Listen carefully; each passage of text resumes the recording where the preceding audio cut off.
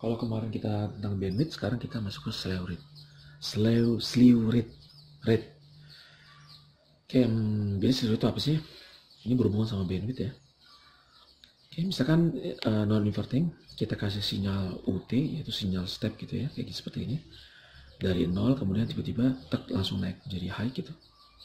Kalau yang kita idealnya, kita pengennya, kalau V inputnya seperti ini, dari 0 kemudian tiba-tiba naik, ya, input stepnya, maka keluarannya akan mengikuti langsung. Itu waktu dia naik, ini juga naik langsung, kotak ya. Sama-sama juga kotak sate yang sama juga, tegangannya juga sama. Kok tegangannya sama? Tegangannya tergantung V out gitu ya, maksudnya. Tergantung penguatannya gitu.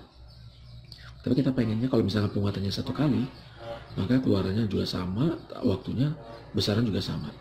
Itu idealnya. Oke ya. Tapi jika ada keterbatasan bandwidth, jika ada keterbatasan bandwidth, tidak ada masalah, tidak ada imperfection yang lain, ya cuma keterbatasan bandwidth aja. Jika kita berikan input step, keluaran akan eksponensial, yaitu bentuknya first order system. Maksudnya apa? Nah, seperti ini ya. Oke, nah ini misalkan kita kasih inputan nih. Inputannya seperti ini. Bisa kalian lihat. Jadi berupa step ya. Ada berapa tingkatan nih? 1, 2, 3, 4. Ada 4 tingkatan. Yang hitamnya paling rendah, biru paling tinggi. Kalau kita berikan seperti ini, keluarannya nanti ya. Untuk yang paling rendah, dia kemiringannya paling besar. Jadi naiknya juga lebih lambat saat stabilnya, saat dia kondisi akhirnya outputnya. Ya ini hanya penggambaran aja ya. Jadi outputnya mungkin lebih tinggi daripada ini gitu ya. Cuma karena untuk mempermudah tampilan ini, saya perlihatkan juga saja bahwa outputnya kayaknya mirip-mirip tingginya, tapi sebenarnya seharusnya lebih tinggi ya. Apalagi jika outputnya penguatannya misalkan 2 kali, 3 kali dan seterusnya. Tapi kelihatan di sini bahwa yang jelas ya, bahwa dia kemiringannya lebih landai saat inputannya rendah. Kemudian kalau inputannya lebih tinggi lagi, lihat, maka kemiringan ketinggiannya lebih tinggi juga, lebih curam gitu. Dia lebih cepat naik ya.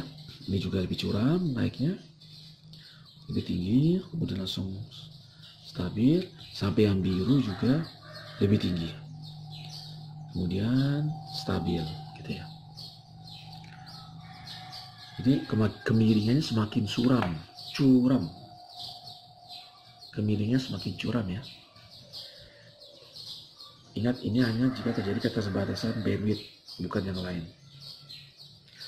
Oke, nah kalau misalkan frekuensinya lebih tinggi lagi, ya, maka nanti akan tiba.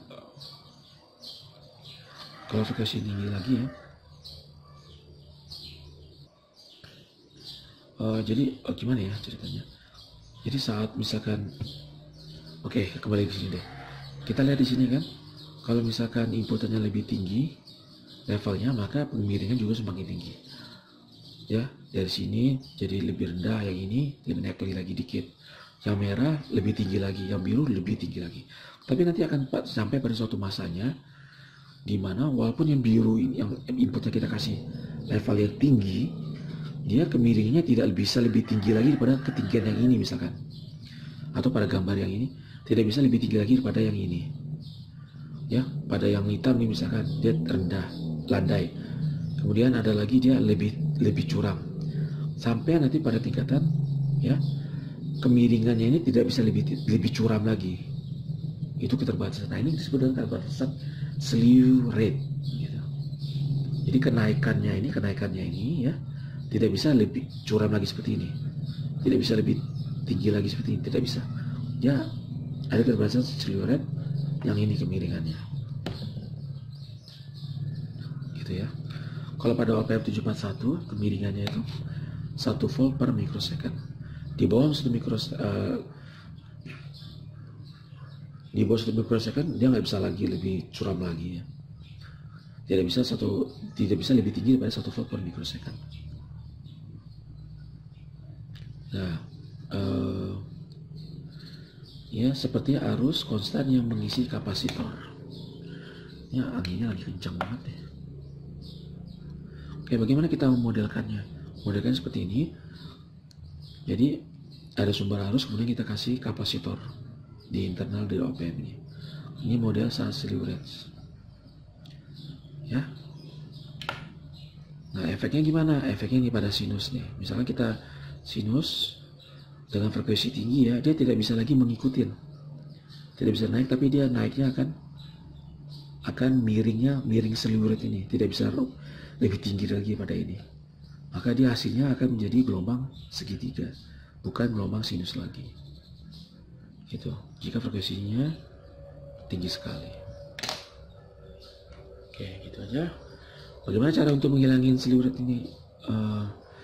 Sebaiknya penguatannya kita kurangin, atau frekuensinya kita kurangin. Kalau nggak bisa frekuensi kita kurangin, berarti penguatannya kita kurangin. Oke, itu aja. Assalamualaikum warahmatullahi wabarakatuh.